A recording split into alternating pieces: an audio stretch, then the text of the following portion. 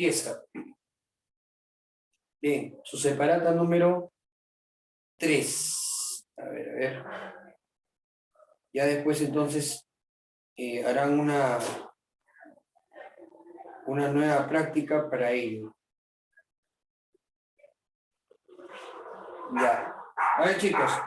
La primera pregunta es sobre bioelementos. Nos dice, entre los siguientes elementos, marque el que corresponde a un bioelemento secundario. ¿No? Ustedes saben que los bioelementos son prácticamente los elementos de la tabla periódica que van a ser posibles encontrarlo en los seres vivos. Y de acuerdo a su porcentaje de abundancia se van a clasificar en primarios y secundarios. A su vez, los primarios se van a clasificar en los básicos y en los complementarios, ¿no? Los básicos, ¿te acuerdas que era el chon? Y los complementarios eran el fósforo y el azufre. Mientras que los secundarios se clasificaban en macroconstituyentes y microconstituyentes. Entonces yo estoy colocando acá a los macro, acá he colocado a los micro, ¿ya? Porque hay otra pregunta sobre los micro. Los macroconstituyentes era fácil de reconocerlo. ¿Por qué? Porque eran electrolitos capaces de, ¿no?, llevar a cabo la formación de impulsos eléctricos, capaces de formar iones, ¿no? Entonces ahí aquí tenemos al sodio, al potasio, al cloro, magnesio y el calcio. Ellos son los bioelementos secundarios macroconstituyentes. El sodio y el potasio, ustedes recordarán que participan en la conducción nerviosa, ¿no?, la formación de impulsos eléctricos. El cloro, junto con el sodio y el potasio, pueden participar en el balance hídrico. La cantidad de agua de un ser vivo se puede mantener gracias a estos iones que retienen agua. Si perdemos estos iones, perdemos agua. Si ganamos estos iones, ganamos agua. Entonces, eso era con respecto a los electrolitos. Pero respecto al magnesio, ustedes se acuerdan que el magnesio tiene dos funciones importantes. Una de ellas es actuar como cofactor enzimático, un activador de las enzimas. Y la otra función es que él es el componente principal de la clorofila. ¿Sí o no? Así es, así es. Entonces ahí me están pidiendo reconocer cuál es un bioelemento secundario. Hay nitrógeno, hidrógeno, azufre, potasio y fósforo. Obviamente el que es secundario es el potasio. Claro, el resto es primario. ¿Ya? En la 1, la alternativa, en la pregunta 1, muchachos, en la pregunta 1, la alternativa es dado. ¿Ya? 2.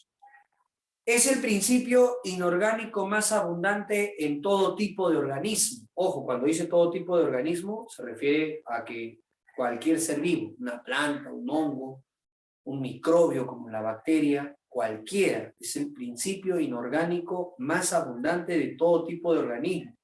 Y en el hombre constituye entre el 60 y 70% del peso o de la masa total. Bueno, es obvio que están haciendo referencia al agua, ¿sí o no? El agua está considerado como la biomolécula o el principio inorgánico más abundante en todos los seres vivos, ¿sí o no? Tanto es así que un organismo como el que he dibujado puede presentar hasta el 97% de su cuerpo es agua, ¿no? Las malaguas, que pertenecen al grupo de los nidarios, ¿no?, al filum de los nidarios, tienen 97% de agua en su cuerpo, ¿no? Y hay muchos documentales que tratan de que estos animales viven miles de años, ¿no? Han hecho estudios, algunos lo consideran como seres inmortales, pero ese término de que el agua es vida, él sería el mejor ejemplo, porque dentro de todos los animales, por su sencillez, es el más longevo. ¿Sí? Sí. En nosotros, el porcentaje de agua es entre el 60 y 70, siendo el cerebro el órgano más importante el órgano con mayor cantidad de agua. 93% de agua tiene el cerebro. El cerebro es como una gelatina prácticamente, ¿no? Entonces tiene gran porcentaje de agua. El cerebro, el órgano con mayor porcentaje de agua, es el órgano que dirige todo nuestro demás cuerpo. El cerebro. Alcanza a tener 93% de agua. Y no te olvides que el agua, en el caso del hombre, desde que nace hasta que llega a ser un adulto mayor, se va reduciendo. Un recién nacido puede tener 85% de agua, un niño 80%, un adolescente 75%, un adulto 70%, un adulto mayor 60%, puede bajar hasta 50% incluso. Va a decrecer la cantidad de agua que el cuerpo. ¿Por qué, profesor? Porque las células se van oxidando, se van en este caso envejeciendo. Entonces, para evitar eso, nos dicen, oye, toma agua, ¿no? Para que no te oxides tan rápido. ¿Ya? Ahí está. La respuesta en la 2 sería, en este caso, agüita. Dedo también. 2 dedos. La 3. En la pregunta 3 nos dice, son bioelementos importantes en la contracción muscular y también dice, e integrante de los ácidos nucleicos respectivamente. O sea, un elemento que es importante en la contracción y el otro que es integrante de los ácidos nucleicos. Bueno, el de la contracción es el calcio. ¿Sí o no? Claro, ¿por qué? Porque el calcio tiene 4 funciones. Permite formar parte de los huesos y también parte de los dientes. El calcio permite la coagulación de la sangre. El calcio permite la sinapsis entre las neuronas, o sea, la comunicación entre las neuronas. El calcio permite la contracción de los músculos. O sea, mira la cantidad de funciones que tiene el calcio. Una hipocalcemia puede ser fatal. Puede repercutir en ciertos tipos de desgastes en huesos, problemas en la contracción de los músculos o hasta en la sinapsis, ¿no? En la sinapsis. Sí, yo recuerdo que una vez llevaron un perrito que tenía hipocalcemia. El perrito temblaba y no llevaba una buena contracción, no se podía mover. Ya, claro, porque a veces algunos perritos como tienen una hembrita, tienen bastantes cachorros, bastantes partos, se descalcifica. Y entonces esa perrita, pues en este caso, tenía hipocalcemia. No se podía parar y estaba temblando. No podía contraer sus músculos. Le faltaba calcio.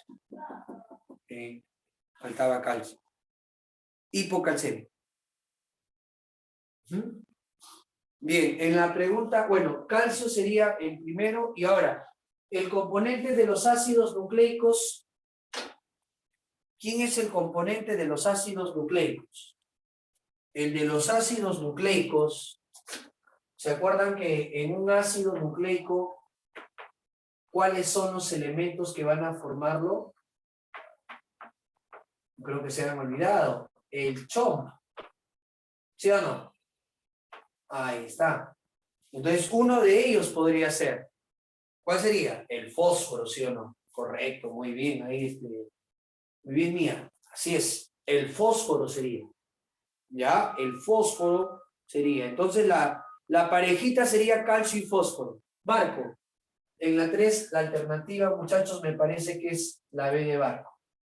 ¿Ya? Si hay alguna corrección, me dices, ¿ah? Me puedo confundir. La pregunta 4. La pregunta 4. ¿Es un bioelemento traza? Un bioelemento traza. Un bioelemento traza se refiere a un microconstituyente. Los elementos traza son llamados también oligoelementos o elementos secundarios microconstituyentes. Profe, ¿cómo lo recuerdo? La gran mayoría son metales pesados. Hierro, cobre, zinc, manganeso, silicio, cromo. ¿No es cierto? Y ellos obviamente son los elementos que están en menos del 0.01%. O sea, se necesitan cantidades tan pequeñísimas pero de esa manera el cuerpo funciona correctamente. O sea, si nos falta en esa mínima cantidad, el cuerpo puede tener alteración, ¿no? ¿Ya? El hierro, ¿te acuerdas? En la hemoglobina de la sangre, ¿no? De los glóbulos rojos. El cobre en la hemocianina de los invertebrados, una proteína de transporte. El zinc, que es un cofactor enzimático para el crecimiento. El manganeso, que es el cofactor de la proteína Z, que pertenece al fotosistema 2 y permite la fotólisis del agua, la reacción de Hill. Ahí está el manganeso. El cobalto, que es el que compone o forma parte de la vitamina B12, la llamada cobalamina.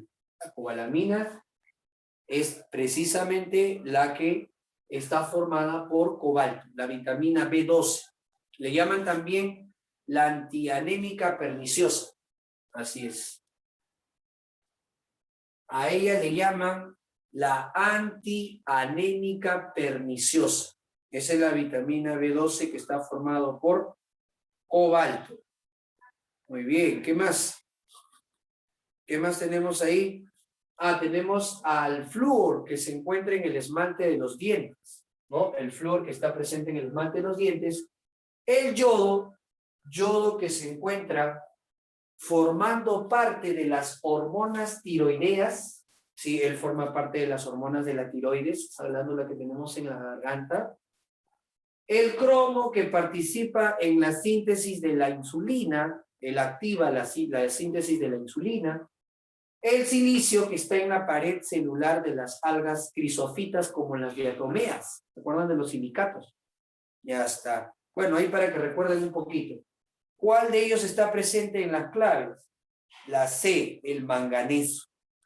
Claro. Ahí la alternativa sería casita. ¿Bien? Casa sería. En las 5, mantienen la polaridad de la membrana celular en las células animales. Bueno, ahí tendríamos que recordar un poquito de cómo trabaja la bomba de sodio y potasio. No sé si se acuerdan, ustedes han visto citología. ¿Cómo actúa esta proteína llamada la bomba de sodio y potasio? Primero, ella saca 3 sodios en contra de la gradiente. ¿Qué quiere decir en contra de la gradiente? De menos a más. Porque a favor de la gradiente sería de más a menos, que entre. No, la bomba hace lo opuesto. Saca sodio, 3 sodios. Y al mismo tiempo, o mejor dicho, después de haber sacado 3 sodios, ella introduce 2 potasios en contra de la gradiente. En contra de la gradiente, ¿no? ¿Y esto, profe, gasta ATP? Sí, el ATP se rompe porque la proteína necesita la energía que libera la hidrólisis del ATP para mover los iones en contra de la gradiente. Pero tú sabes por física elemental que si están saliendo 3 cargas positivas y están entrando 2 cargas positivas, ¿dónde se hace positivo? Afuera. ¿Dónde se hace negativo? Adentro. Y eso determina la polaridad de la membrana. Con eso también se pueden generar impulsos eléctricos a nivel del corazón, a nivel del marcapaso. ¿Sí o no? Muy bien. Entonces, profe, la polaridad de la membrana está garantizado por el movimiento de sodio y potasio. Sí. Y esto es gracias a la bomba. Profe, ¿las plantas tienen bomba de sodio y potasio? No tienen. Por eso no tienen sistema nervioso, no sienten. Yo la piso, la planta no le va a doler, obviamente porque no tiene sistema nervioso. No tiene nervios. Nosotros sí. Claro. La respuesta a esa pregunta sería barco. La 5 sería barco, muchachos. Barquito. Vamos a la 6. Entre los siguientes elementos, marque los que son oligoelementos. O sea, tienen que estar ellos. ¿En cuál de las claves, muchachos, están estos oligoelementos? ¿Cuál de las claves te convence?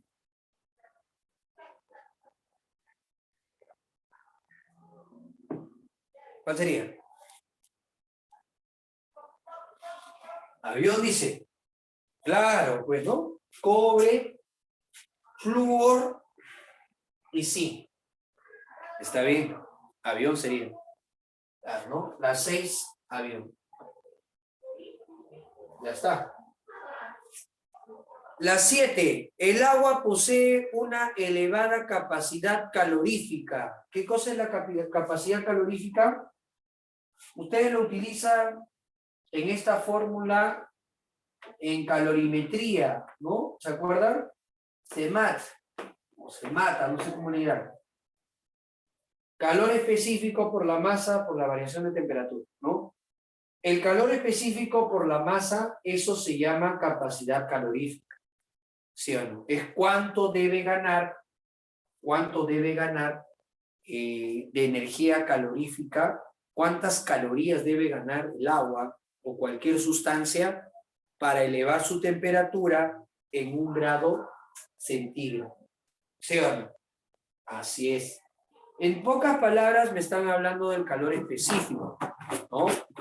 Y me dice, el agua posee una elevada capacidad calorífica, lo que permite, o sea, el agua tiene un alto calor específico, no se calienta tan rápido, recibe energía calorífica, pero su temperatura se mantiene constante. Sigue recibiendo energía calorífica, sigue manteniendo su temperatura constante. Entonces, eso permite que actúe como un termorregulador. No solamente del cuerpo de los seres vivos, sino también el agua cumple un papel termorregulador de los ecosistemas. Un desierto, por ejemplo, el día y la noche en un desierto es claramente un contraste en la temperatura. En el día hay mucho calor y en la noche hay mucho frío, por lo mismo que hay poca agua. Pero como hay poca agua, no hay quien controle esa temperatura. Entonces, el agua es un termorregulador corporal,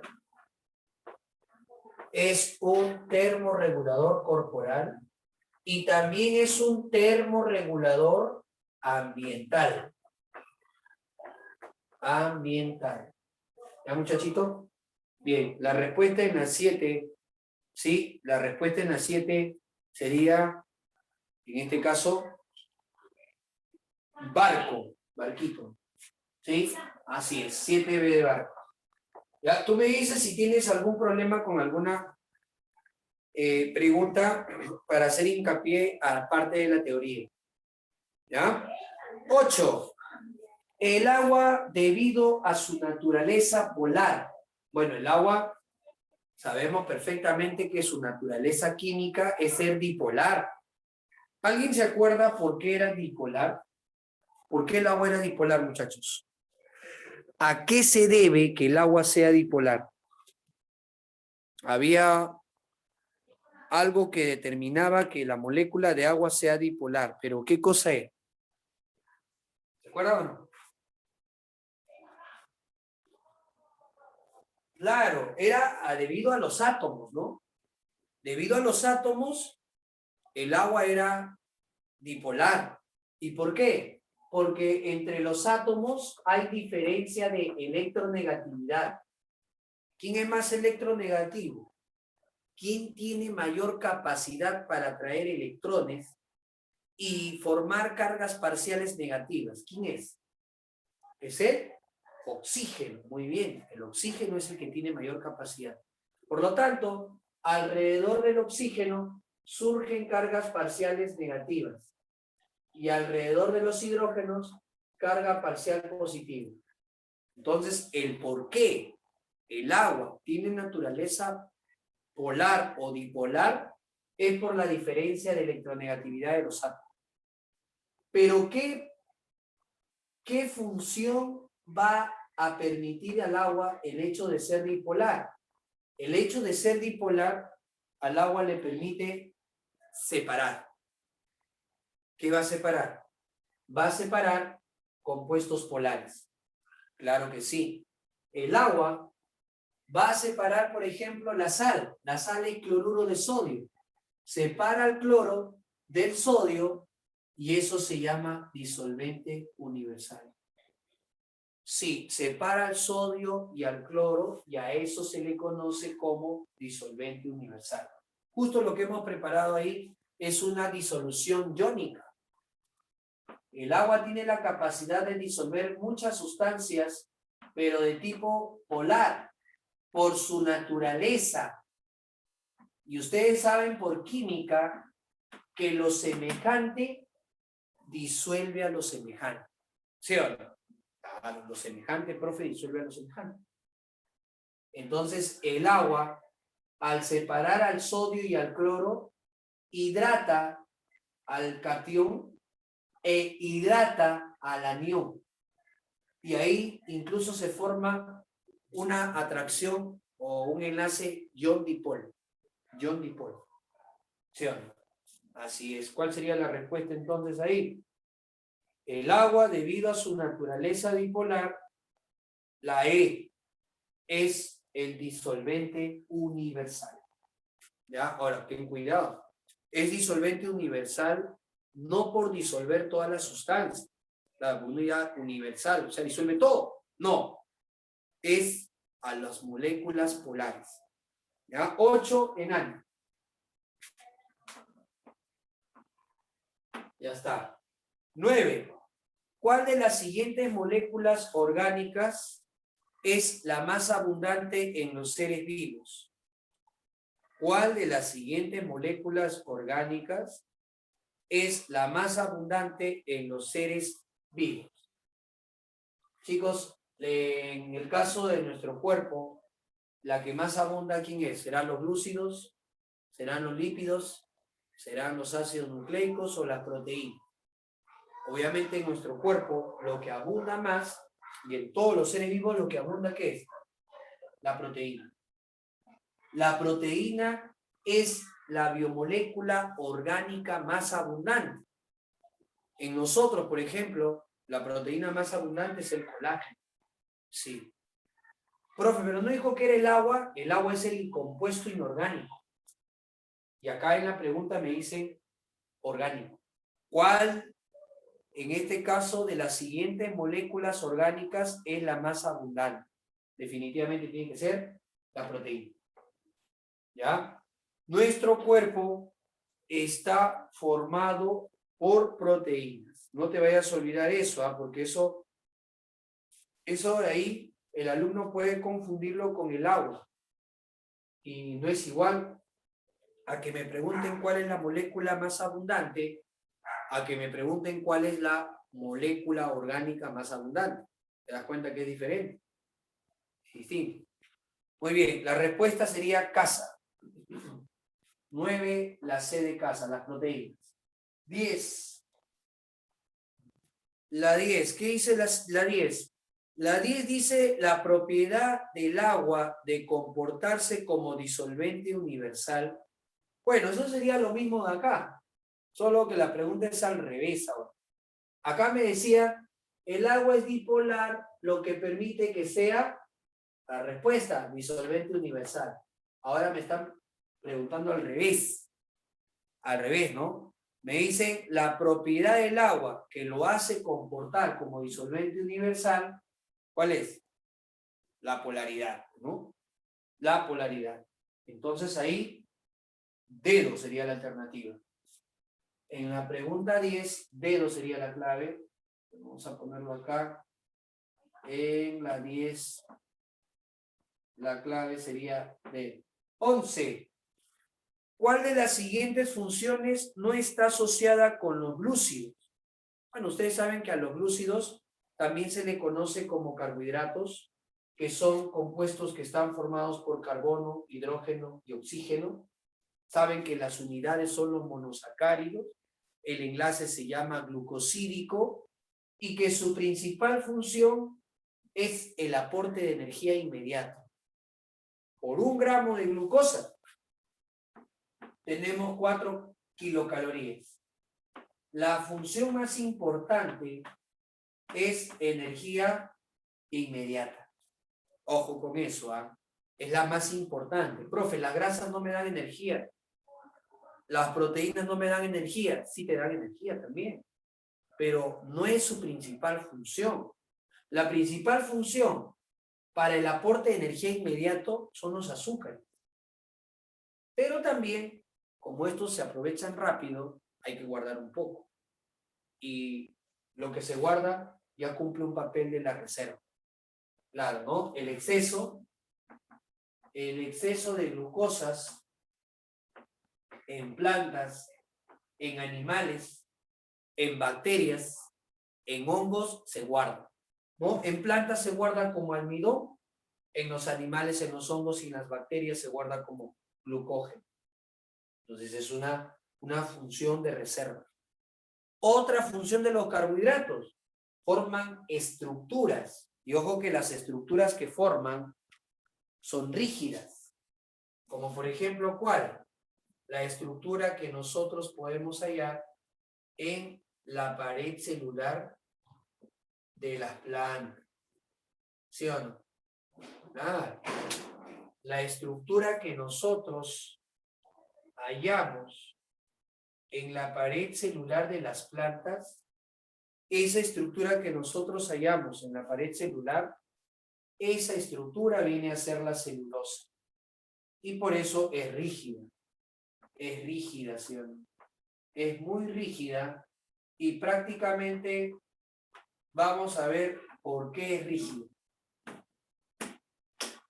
Listo. ¿Cuál no sería función?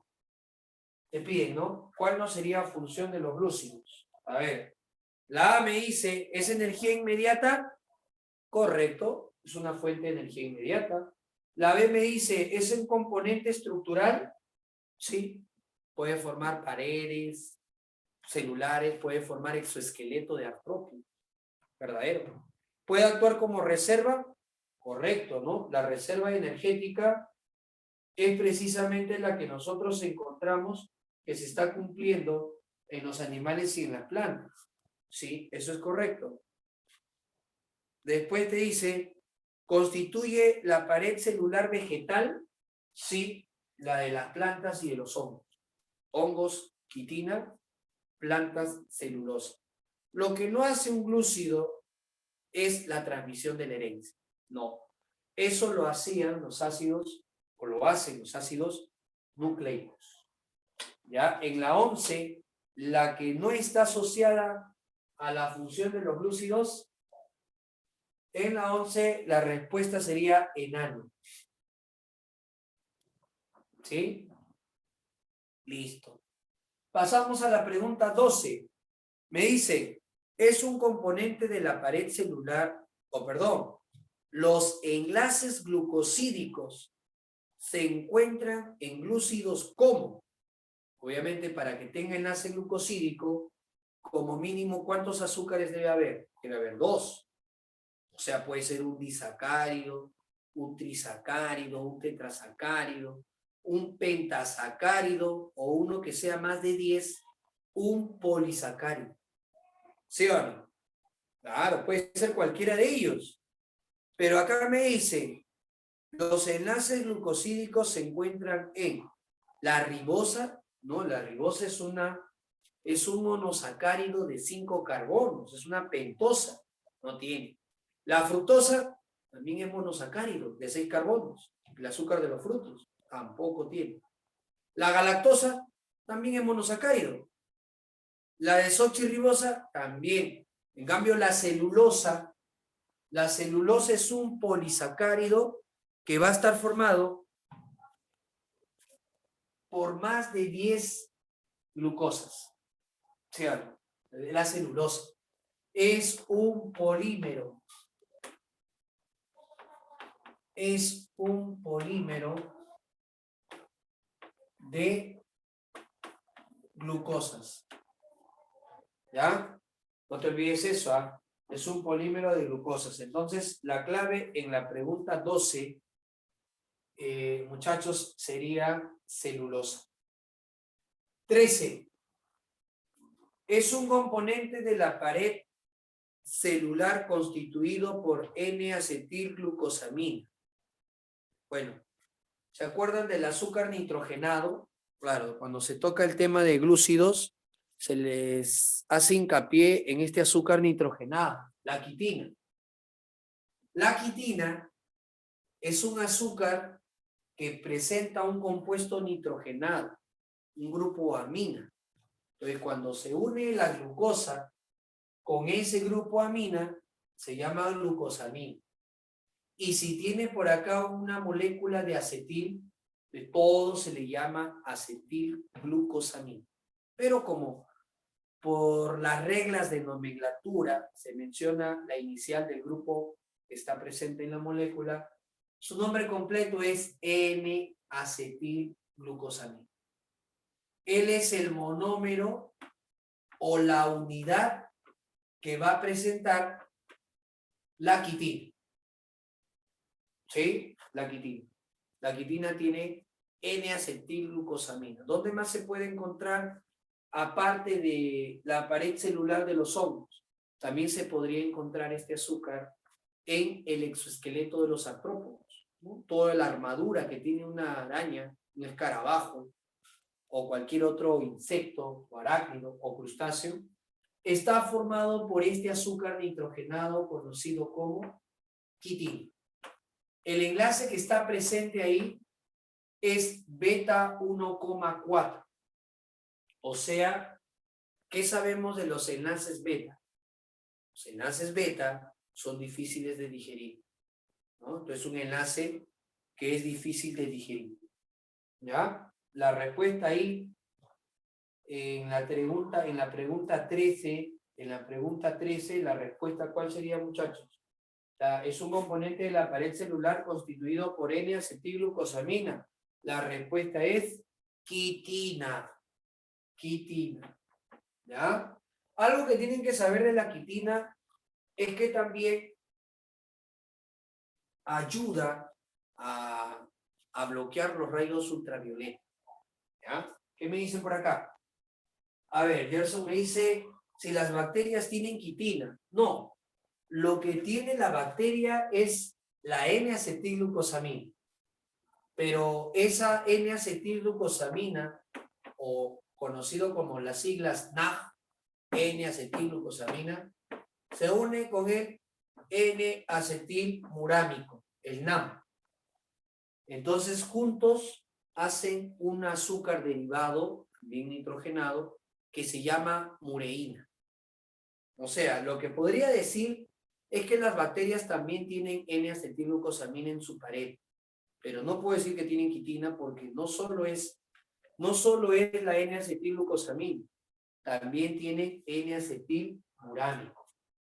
Ajá, claro, sí, solamente la unidad. Incluso las arqueobacterias también tienen pseudomureína, también van a tener N-acetilglucosamina, pero está unido con otro compuesto llamado N-acetiltalosa-minurónico.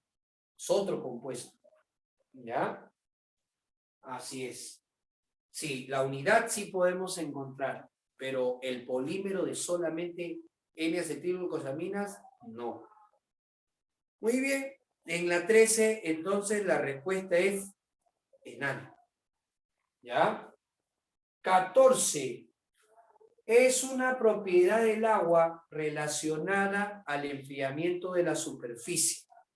Claro, muchachos, esto tiene que ver bastante.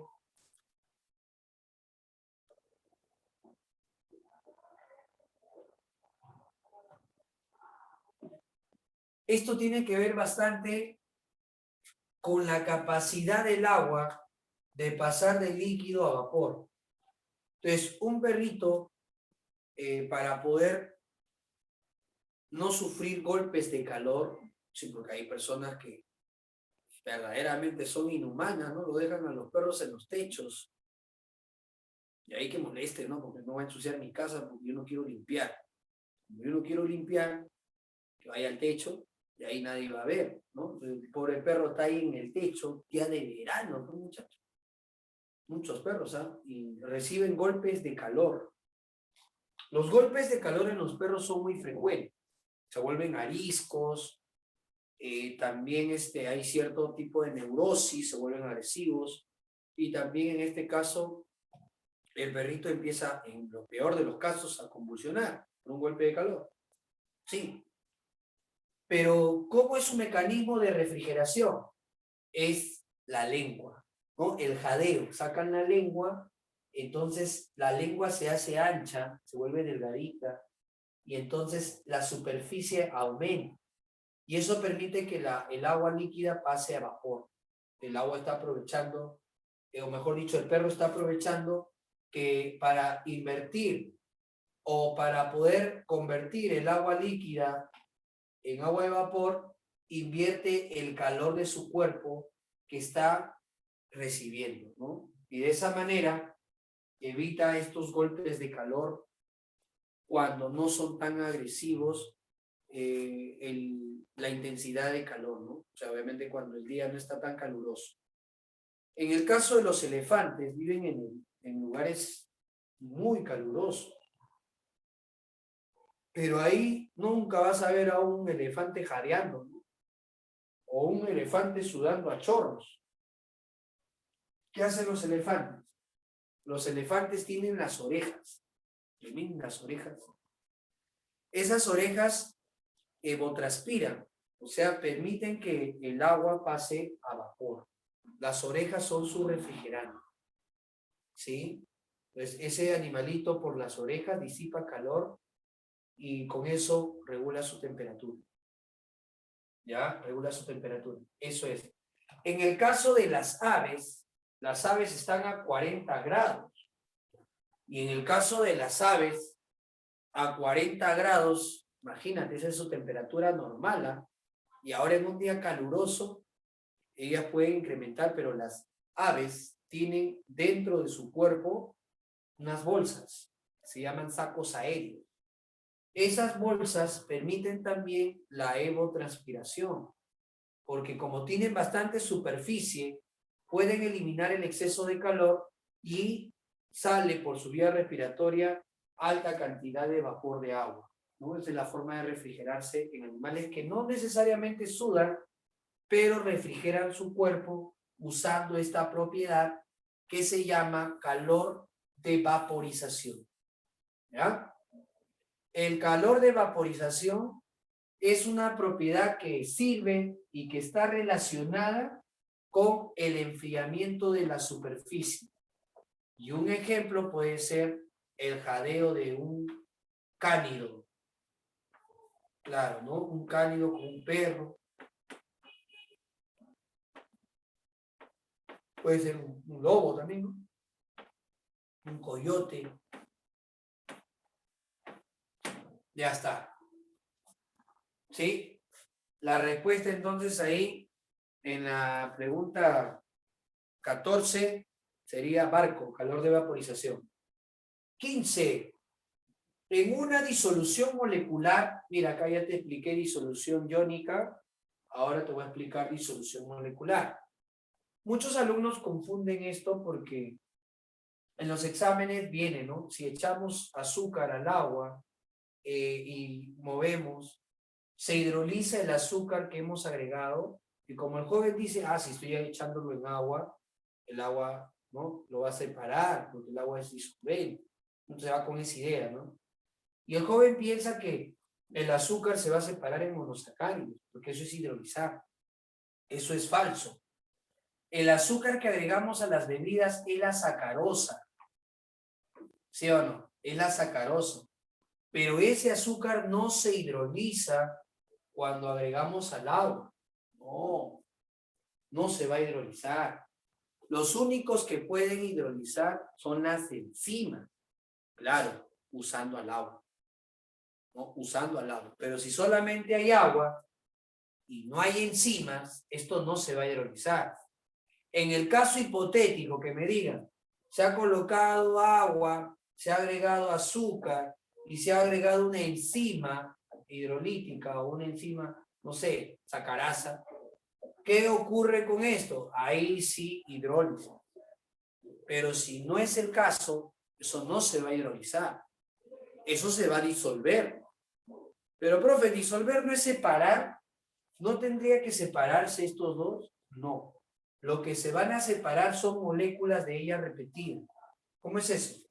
O sea, si acá yo tengo una sacarosa, ¿ya? Y que está unida a otra sacarosa, y que está unida a otra sacarosa y que está unida a otra. Entonces, muchachos, las moléculas de sacarosa están unidas por sus grupos OHs. Entonces, cuando tú agregas a este azúcar al agua, el agua lo separa a las moléculas de sacarosa. Y ahí estaría haciendo su papel disolvente. Ahí está haciendo su papel disolvente. O sea, el agua se entromete aquí, se entromete acá y ahí. Y lo que está separando son las moléculas de sacarosa, no en este caso los monosacáridos, sino los disacáridos los está separando. ¿Me dejo entender? ¿Y cómo hace eso? El agua forma puentes de hidrógeno con los OHs, para que este OH ya no se una con otra sacarosa. El agua forma puente de hidrógeno para que ya no se una con la otra sacarosa. Y eso se llama disolución molecular, que es diferente a la disolución iónica, porque acá no se forma puente de hidrógeno, acá sí se forma puente de hidrógeno. Acá se forma enlace ion-dipolo, acá no, puente de hidrógeno. Acá se disuelve un compuesto inorgánico, acá se disuelve un compuesto orgánico. ¿Está bien? No se vayan a olvidar eso, ¿ah? Ya está. Entonces ahí, en una disolución molecular, ¿qué es lo que ocurre, profe? Las moléculas de agua forman puentes de hidrógeno. ¿Con quién? Con la molécula que se va a disolver. En este caso, el azúcar sacarosa. ¿Sí? Por lo tanto, en la 15 la respuesta sería, jovencitos, casitas, ¿sí o no? Las moléculas de agua forman puente de hidrógeno con la molécula. ¿Estamos claros? Ya está. Listo. Vamos entonces a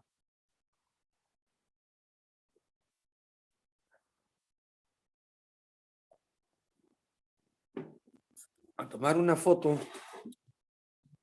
para continuar. A ver, vamos a tomar una foto. Una evidencia educativa. Ahí está.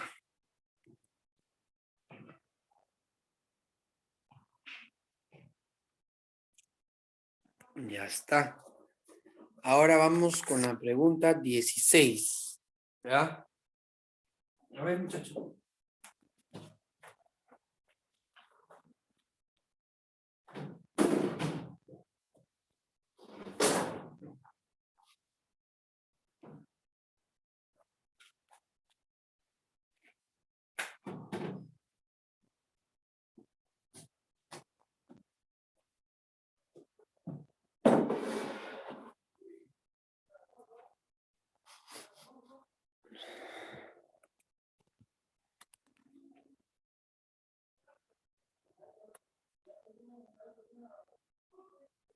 Ya.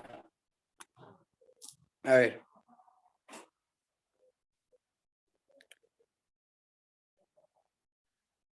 Ahí está.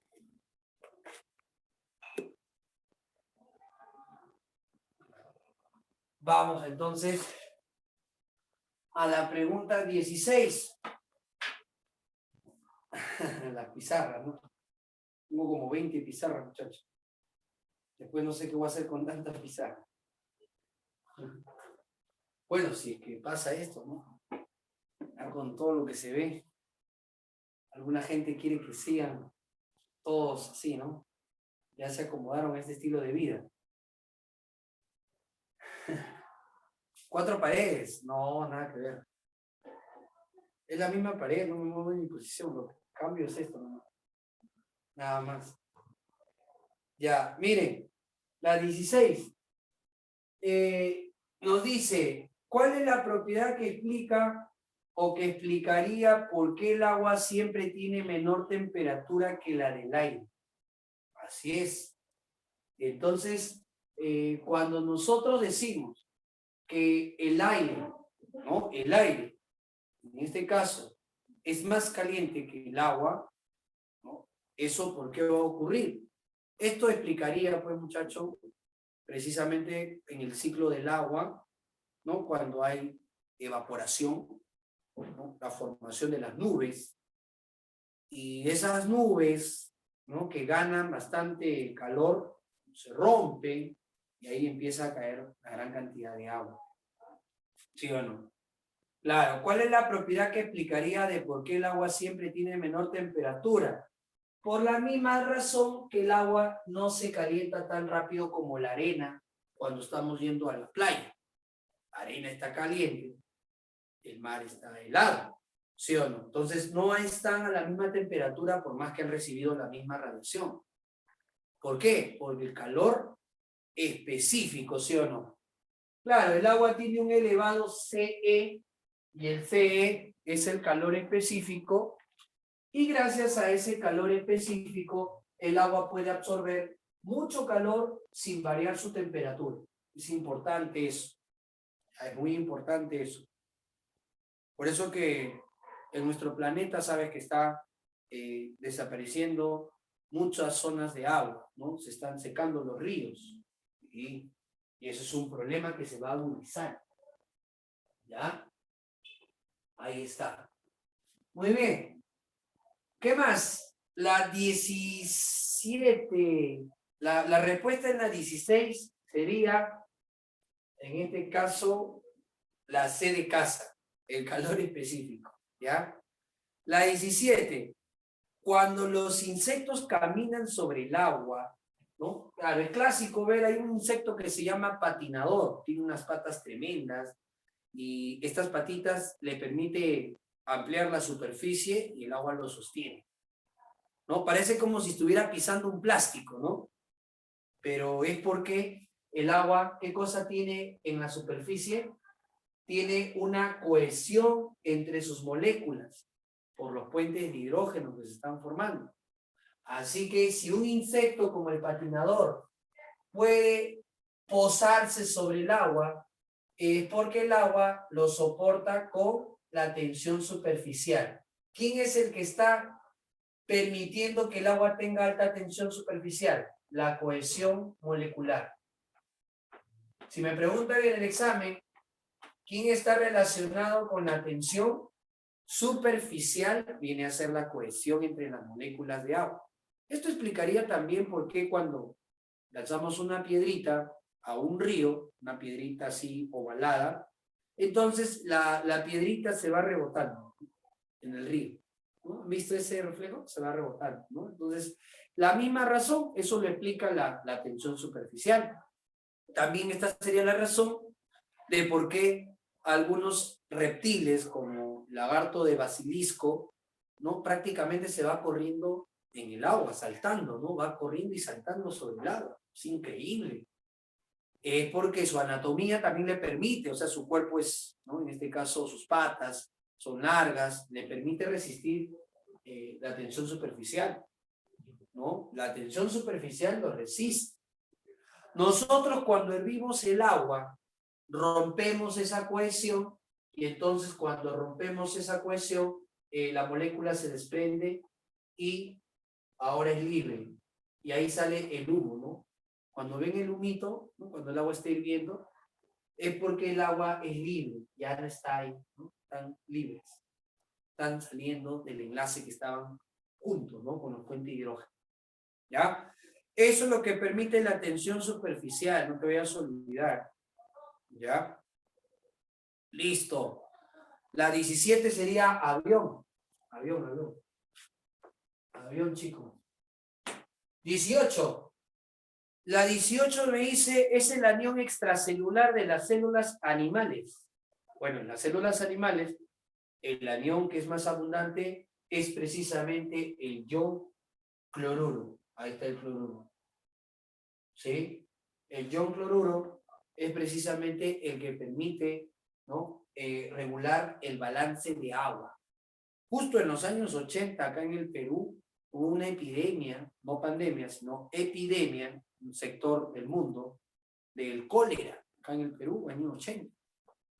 Y obviamente las personas morían deshidratadas. Esta bacteria del cólera, el Vibrio cholerae, no permitía que tú absorbas cloro, no permitía que absorbas sodio en el intestino grueso.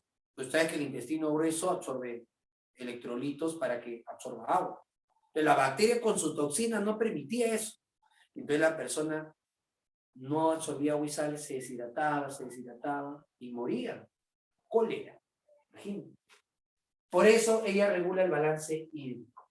Ahora, en el caso de las plantas, el ion cloro, el anión cloro, cuando entra junto con el potasio, permite que los estomas se abran. Ya, eso lo veremos ya en la parte de intercambio gaseoso o función de respiración en animales, plantas y humanos. Vamos a ver que los estomas, las células de los estomas, se abren siempre y cuando a las células de los estomas entre el cloro y el potasio. ¿Sí? ¿Y por qué? Porque si entra cloro y potasio, entra agua. Y entonces las células oclusivas se ponen turgentes y se abren. Y ahí se forma el agujerito ostiolo para que intercambie gases. Así que también tiene esa función el anión cloro. ¿Dónde más encontramos el anión cloro? El anión cloro lo encontramos en el jugo gástrico, ¿no? A veces nosotros nos preguntamos, o mejor dicho, nosotros cuando estamos estudiando en la academia decimos, en el estómago se libera HCl. ¿Sí o no? Clásico que todos los docentes decimos, ¿sí o no? Pero eso está mal. ¿Por qué?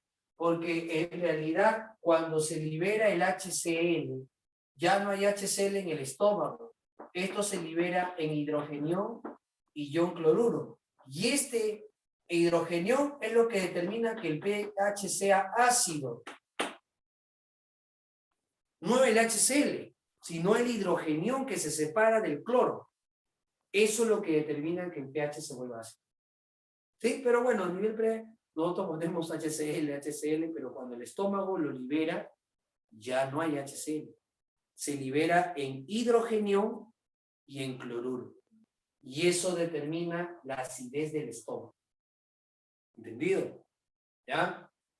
Muy bien, muchachos. En la pregunta 18, entonces, la respuesta es avión, el ion cloruro. Ya está, muchachitos. En la 19 nos comentan acerca del anión. Nos hablan del anión, chicos. Del anión extracelular. Bueno, eso ya lo vimos en la 19. 19. Es un bioelemento importante en el funcionamiento de la glándula tiroides. La glándula tiroides se encuentra justo a nivel de la garganta, ¿no? Claro que sí, ahí se encuentra la tiroides. Y esa glándula tiroides parece como una corbata Michi, ¿no? Es una mariposa ahí. Es muy importante. Fabrica hormonas que controlan el metabolismo. Por ejemplo, la tiroxina. Esa hormona, no hay un capítulo que nosotros estudiemos de hormonas, pero te comento que en lo que es el sistema endocrino, las hormonas de nuestro cuerpo regulan diversos procesos. La tiroxina regula el metabolismo. ¿Y cuál es su otro nombre de la tiroxina, que es una hormona tiroidea? Su otro nombre es la tetrayodo. Es la tetrayodotironina. La tetrayodotironina es precisamente la tiroxina. Para su formación, ¿qué necesita? La ingesta de yodo. No hay yodo, no hay tiroxina. No hay tiroxina, tiroides se inflama. Sí, sale acá como si fuera un buche. Eso se llama bocio. Antiguamente en las zonas de los Andes, Cerro de Pasco, Ayacucho, Huancayo, ahí habían esos casos. Las personas se enfermaban de bocio, porque la sal lo consumían de unas rocas que obviamente no tenían yodo. Ya después la distribución de la sal ya se hace general con la cantidad de yodo que necesita tu cuerpo. Así que ya no habría que preocuparnos porque en los alimentos que consumimos y que le han agregado sal, está el yodo suficiente que requerimos. No habría problema. ¿Ya? 19, entonces, es un bioelemento importante en el funcionamiento de la glándula tiroides. Es el yodo. ¿Ya? La respuesta sería dedo. Ya está. 20. En la 20 me dice de los siguientes azúcares, ¿cuál no cumple un papel estructural?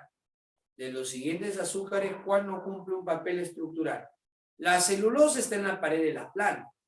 De hecho, es estructural.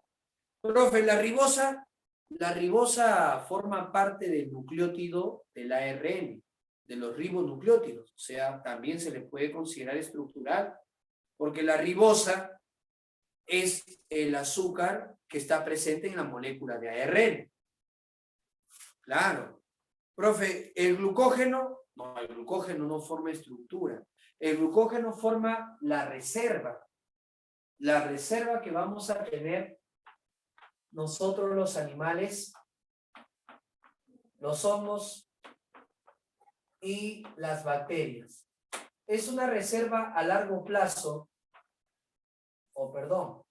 a corto plazo, que vamos a utilizarlo en el ayuno, ¿no? Ese glucógeno principalmente se empieza a guardar en el músculo y también una fracción se guarda en el hígado. O sea, músculo, principalmente en el músculo y después en el hígado. ¿Está bien? ¿Para qué se guarda el glucógeno acá? Para que en el momento que el cuerpo necesite estos azúcares o este azúcar glucosa se pueda romper. Entonces, nosotros cuando estamos en ayuno, imagínense cualquiera de ustedes que no ha tomado desayuno. Ya está en ayuno, es probable que se esté rompiendo el glucógeno. Y ese glucógeno tiene un conjunto de glucosas. ¿Sí? Pero, profe, ¿eso puede servir para semanas? No, como dice ahí, a corto plazo. O sea, ¿qué quiere decir? Que en un día probablemente ya se acabó todo el glucógeno. Entonces, profe, al día siguiente, si sigo sin comer, ya se empieza a usar las proteínas. ¿Te das cuenta? Eso es lo que va a suceder. ¿Ya? No te olvides que el glucógeno también es la reserva de las bacterias. Ya, no te olvides que también las bacterias guardan glucógeno en las inclusiones, ¿no? Que son los gránulos de reserva. Ya, tampoco te olvides que los hongos también guardan glucógeno. Ya, es una reserva de animales, hongos y bacterias. Muy bien, la siguiente pregunta, entonces ahí la respuesta sería glucógeno, porque él cumple función de reserva. La quitina ya lo vimos, es papel estructural. La hemicelulosa está en la pared primaria de las plantas. ¿Sí? Es estructural. 21. Es el polímero de almidón que está formado por cadenas de glucosa muy ramificadas. A ver, muchachitos, en la 20 hemos dicho que la clave es la C.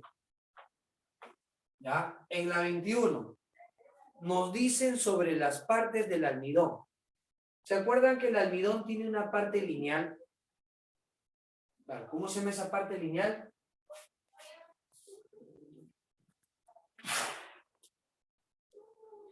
Esa parte lineal se le conoce como amilosa. Amilosa. Pero lean bien, porque a veces cuando viene esto, en las claves a veces ponen amilasa. Y a veces amilasa y amilosa, pero todos los jovencitos no se percatan, marcan otro. Igual, cuando te pregunten la reserva que se utiliza en el ayuno, es el glucógeno. Pero siempre le ponen en las claves glucógeno y glucagón, para que el alumno dude, bueno, ¿cuál era? ¿Glucagón o glucógeno? Glucagón es la hormona. la hormona que va a permitir que se rompa el glucógeno. ¿Ya? Entonces siempre les ponen esas trampitas. Una cosa es glucógeno, otra cosa es glucagón. Una cosa es la amilosa y otra cosa es la amilasa. La amilosa es la parte lineal del almidón, donde tenemos enlaces glucosídicos alfa 1,4. Ahí está, alfa 1,4. En cambio, en la otra fracción, que es la amilopectina, ella sería la parte ramificada. Y si ella es la parte ramificada, ¿qué tipo de enlaces va a tener? Alfa 1,4 y las ramitas es alfa 1,6. Algunos jóvenes también no sé de dónde se les ocurre que acá hay enlace beta. Oh, cuidado. Todo el almidón tiene enlace alfa. Y nosotros podemos romper alfa. Claro que en principio rompemos los alfa 1,4. Ya después rompemos los alfa 1,6. ¿Sí? Pero lo podemos romper. Sí. ¿Está claro?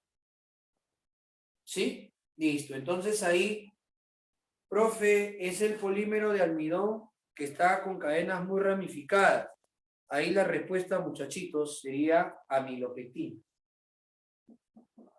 Profe, ¿qué es el agar-agar? El agar-agar está formado por 3, ¿no? El agarosa tiene 3 galactosas. Cuando tú juntas 3 galactosas, eso se llama agarosa. Agarosa. Y al polímero, agar-agar. 22. Importante para el endurecimiento de los dientes. A ver, el órgano más duro. ¿Quién es el más duro, muchachos? El más duro de los órganos es el diente. Diente, ¿no? ¿Pero por qué? Tiene minerales. Y uno de esos minerales se llama fluoropatita.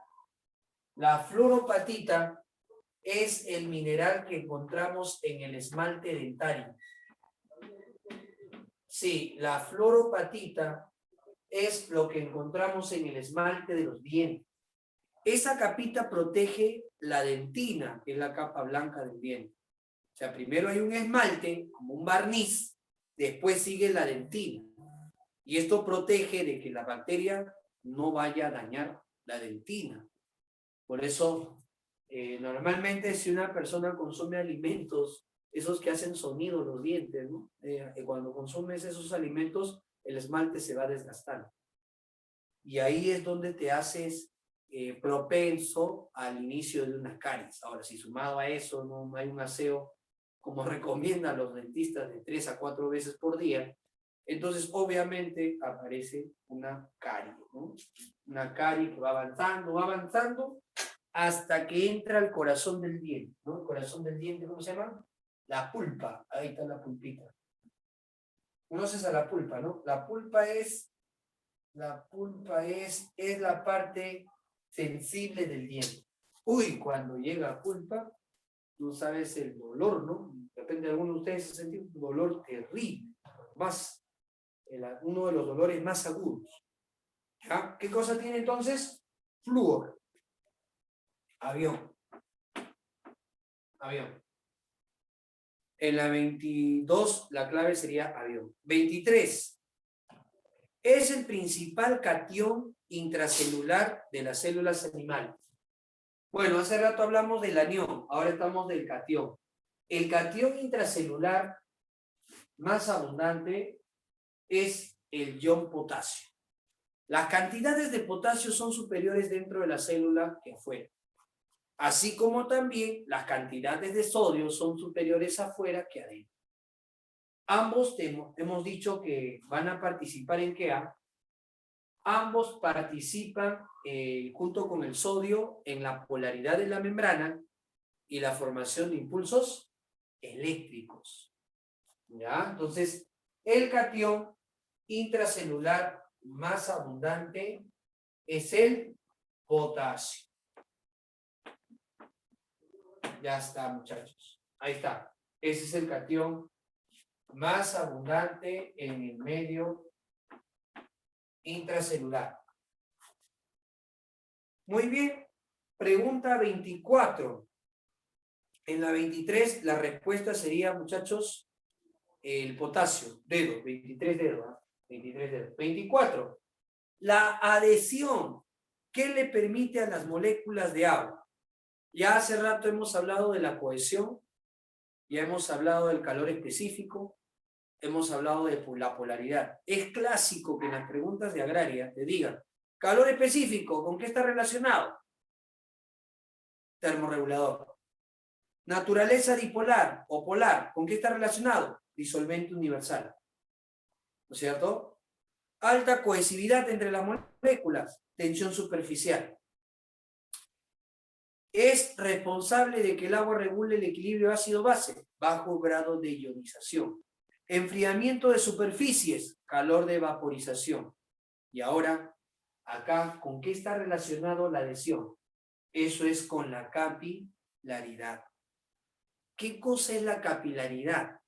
Es la capacidad que tiene todo líquido de ascender por tubos muy delgados. Entonces, cuando uno coloca en una tina tubos, ¿no es cierto? Tubitos, ¿qué va a pasar? El agua va a ascender, no se va a encontrar a nivel de la tina.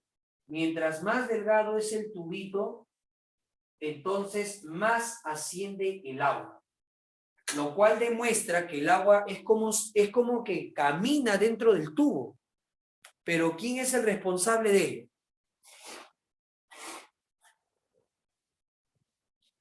¿Quién es el responsable de que el agua pueda moverse por el interior del tubo?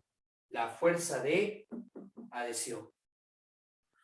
Claro, gracias a la fuerza de adhesión, el agua puede ascender por tubos muy delgados, por tubos muy finos. Entonces, gracias a esa fuerza de adhesión, el agua va ascendiendo. Entonces, yo siempre le digo, ¿no? La fuerza de adhesión es cuando el agua se une a un recipiente o a las paredes de un recipiente, ¿no? Como están viendo por acá. Y la fuerza de cohesión es cuando es entre moléculas de agua. Entonces, el agua usa su fuerza de adhesión y va subiendo, va subiendo, va subiendo. Y al mismo tiempo jala a la otra molécula que está debajo y eso le llaman tensión, ¿no? Una fuerza que va dirigida hacia arriba. ¿Sí? Muy bien. Entonces, la capilaridad no es exclusiva del agua. Todos los líquidos lo tienen. ¿Pero a qué se debe esto? ¿A qué se debe el ascenso? A la fuerza de adhesión del agua con las paredes del tubo. Si el tubo es más delgado, más adhesión. Por lo tanto, asciende más. ¿Y eso le favorece a quién? A las plantas. Su xilema, por ejemplo, de una planta, el tubo xilema, su diámetro es de 0,9 nanómetros. O sea, imagínate la longitud, ¿no? 0,9 nanómetros es el diámetro del xilema. Microscópico. Casi ya nanoscópico. ¿No? Nanómetros. Entonces, obviamente, como es finito, el agua puede ascender hasta 1 metro, ¿no? Hasta 1 metro, usando esa propiedad. Muy bien, chicos. La respuesta entonces sería en la 24, avión. Capilaridad. Capilaridad. 25. Propiedad del agua que le permite formar iones. Bueno, ya hace rato te expliqué cómo es una disolución iónica. Acá te vuelvo a explicar que gracias a que el agua puede disolver sales, a ello puede estar formando iones. Y los iones generalmente están vinculados a la electricidad. Por eso le llaman electrolitos. ¿Está bien? Esos son los electrolitos. Entonces, ¿cuál sería ahí la respuesta?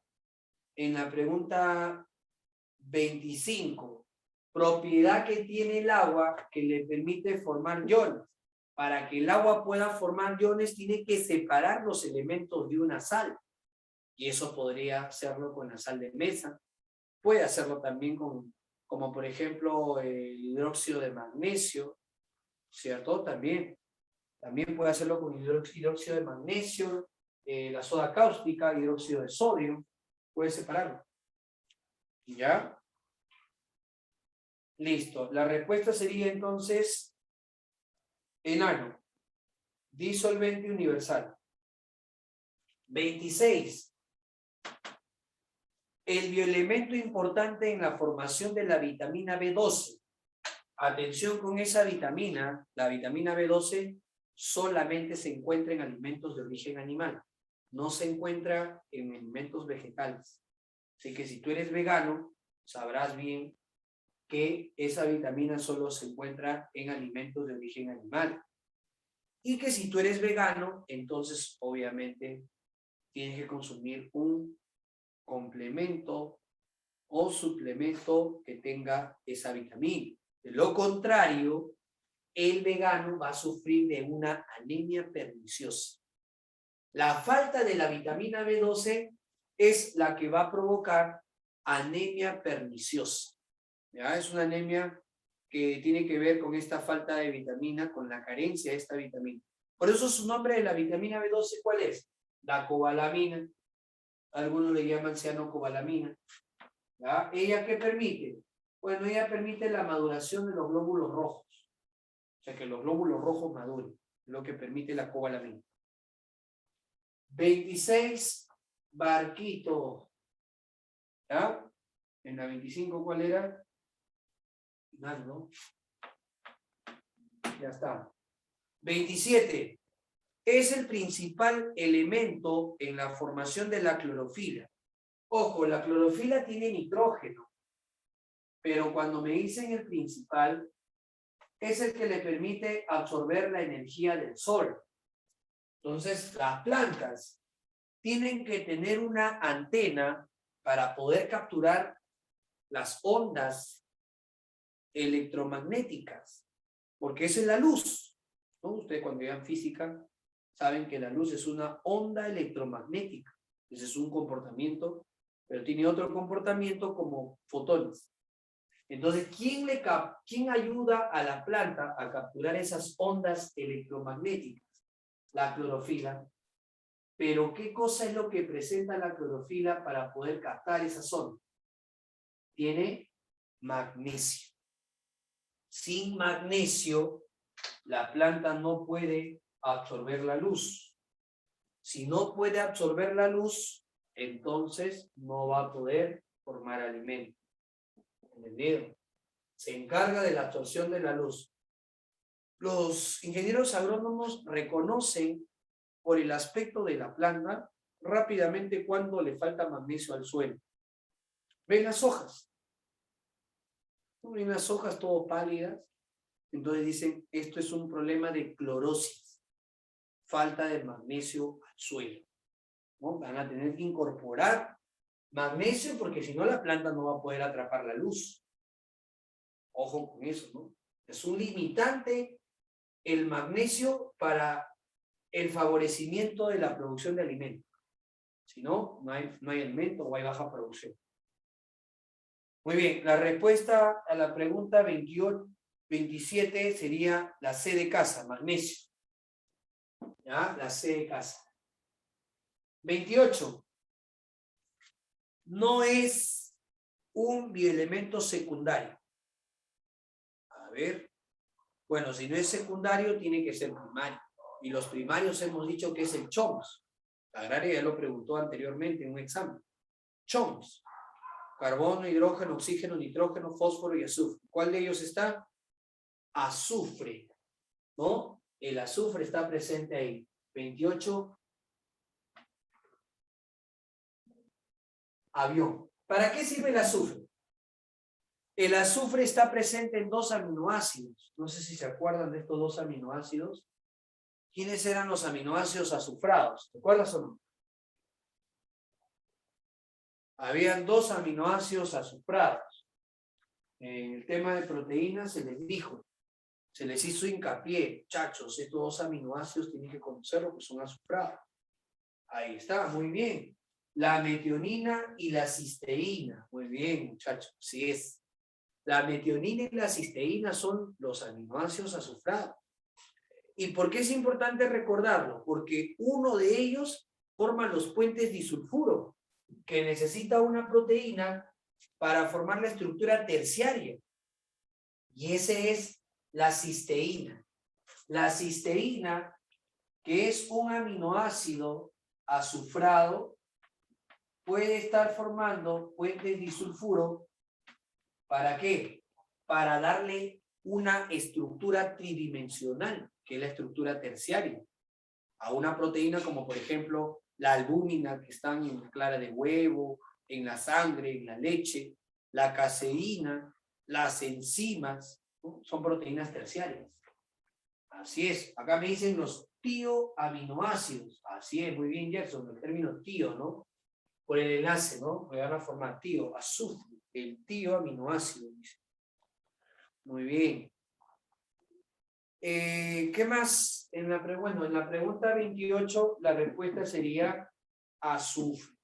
29. En la formación de la hemoglobina es importante, miren, la hemoglobina es muy similar a la clorofila, ¿no? Tienen su grupo prostético.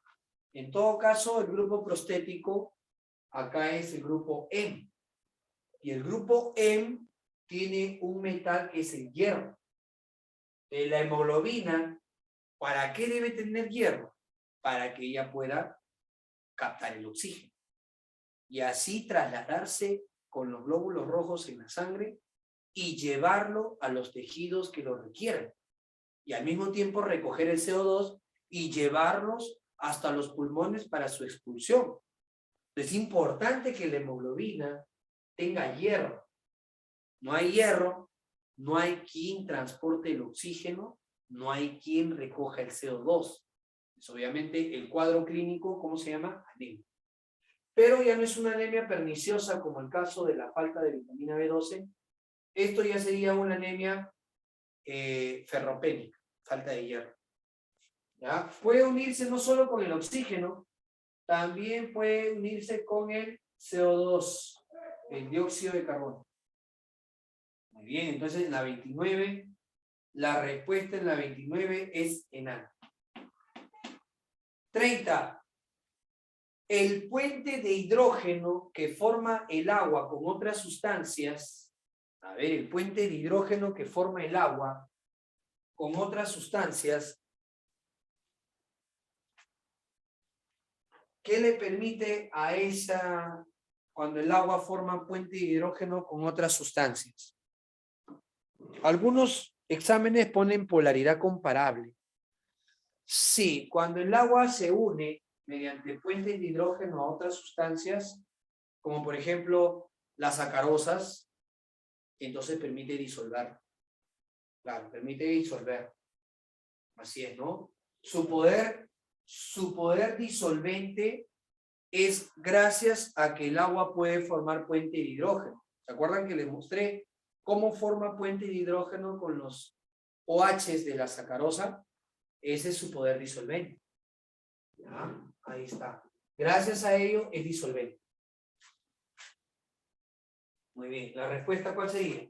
Avión. 30. Avión. ¿Está bien? 31. En las interacciones dipolo-dipolo entre las moléculas de agua se observa lo siguiente. Ojo, en las interacciones dipolo-dipolo entre las moléculas de agua se observa lo siguiente. Acá tenemos el agua, las moléculas de agua. ¿Quién tiene una carga parcial negativa? El que tiene una carga parcial negativa es el oxígeno. Profe, ¿por qué tiene una carga parcial negativa? Porque él es más electronegativo. Él tiene más capacidad, más fuerza para atraer electrones. Si no me equivoco, es 3, algo. El del hidrógeno es 2,1, 2, algo. Entonces, el oxígeno tiene más fuerza para atraer electrones. ¿Sí o no?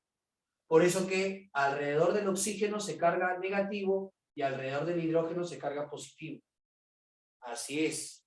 ¿Cuál sería la respuesta entonces? La respuesta sería avión. ¿Sí o no? 31. La alternativa en la pregunta 31 es avión, porque las otras no cumplen. La B dice que es un enlace covalente. El puente de hidrógeno no es enlace covalente. Covalentes es donde se comparten electrones. El puente de hidrógeno es un tipo de fuerza de Van der Waals. ¿Necesita de reacciones enzimáticas para su formación? No, no hay ninguna enzima que forme el puente de hidrógeno. Esto se da simplemente por atracciones electrostáticas. Le confiere naturaleza hidrófoba. Al contrario, es hidrófila. La respuesta es avión. 31. La respuesta es avión, ¿no? El oxígeno tiene una carga negativa. 32. Es un azúcar no hidrolizable. Muchachos, si es un azúcar no hidrolizable, tiene que ser un monosacárido, porque el monosacárido no tiene enlace glucosídico. Cuando tiene un enlace glucosídico, al menos tiene uno, va a ser hidrolizable.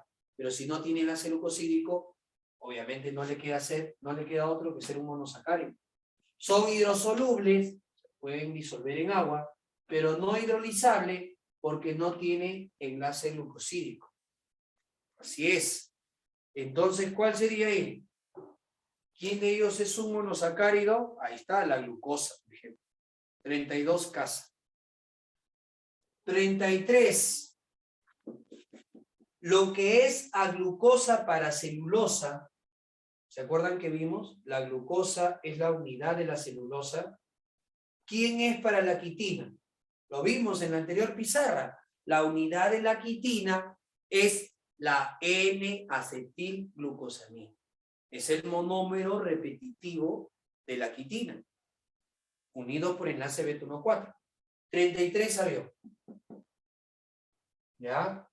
33, en este caso, avión. Esto de acá es la unidad repetitiva de la quitina. 34. El azúcar de la leche, ese azúcar que para muchos de nosotros no lo podemos digerir por la falta de esta enzima, ¿no? La lactasa. ¿Quién es esa? Es la lactosa, ¿no? Muchos de nosotros no podemos romper este enlace beta 1,4 porque hemos perdido esa capacidad de poder digerir. ¿Sí o no? Claro, muchacho. Entonces ahí la respuesta es, ¿el azúcar de la leche de qué está formado? El azúcar de la leche está formado por glucosa y galactosa, unida por beta 1,4. Las bacterias pueden romper eso, incluso producir ácido láctico. 35. Los dos componentes del almidón, bueno, ya lo hemos hecho, amilosa y amilopectina. 1 y 2, clave dedo. Amilosa y amilopectina. Ya lo hemos trabajado. 36. Es el órgano encargado de almacenar glucógeno en los animales. Primero es el músculo. Segundo es el hígado. Como no está músculo, marco hígado. ¿No está? Ellos guardan el glucógeno. Primero el músculo y luego el hígado. La respuesta en la 36. En la pregunta 36, muchachos, la respuesta sería dedo. Hígado. 37. Son los azúcares que se encuentran en la sangre y la savia elaborada. En la sangre encontramos el combustible de nuestras células, que es la glucosa. ¿Sí o no? Pero en la savia, ¿qué se transporta dentro de la savia? Claro, tiene que ser la savia elaborada, ¿no? ¿Qué se transporta en la savia? En la savia se transporta un disacárido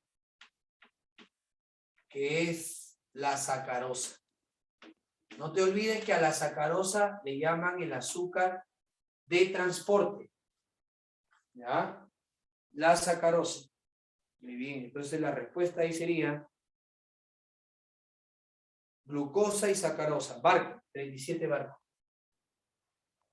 Barco. 38. El glúcido que pertenece a nivel molecular. Bueno, esto parece ya más de nivel de organización. Se les dijo en esa clase que los monómeros son moléculas y los polímeros son macromoléculas. Si me están pidiendo molécula, tengo que reconocer al monómero o a un disacárido, ¿no? El almidón es polímero, la celulosa es polímero, el glucógeno es polímero, la quitina es polímero. Sacarosa sería la respuesta. Es un disacárido. 38, enano. 39. Son azúcares de reserva energética. El almidón sí cumple, la quitina no, el glucógeno también. 1 y 3, dedo, 39 dedo. ¿Ya? 40, es componente de la unidad del ADN. ¿Cuál es la unidad del ADN? Los desoxirribonucleótidos. ¿Y cuál sería, muchachos, un componente? La desoxirribosa. Casa. ¿Ya? La 40 sería casita. 41. Son azúcares que actúan como fuente de energía inmediata. Tienen que ser pequeños. Los azúcares que nos van a dar energía inmediata tienen que ser pequeños. ¿Qué pareja contiene azúcares pequeños? A ver, la maltosa, sí, pero la celulosa, no. La celulosa no se digiere por nuestras enzimas. Así es. La fructosa y sacarosa sería, ¿no? La fru y la sacarosa. Dedo, 41 dedo. 42. Resolución 42. Cuando se atraen entre moléculas de agua, ¿qué se genera? Esto se llama la fuerza de cohesión. Cuando se atraen moléculas de agua. Y si las moléculas se atraen con superficies polares, esa es adhesión.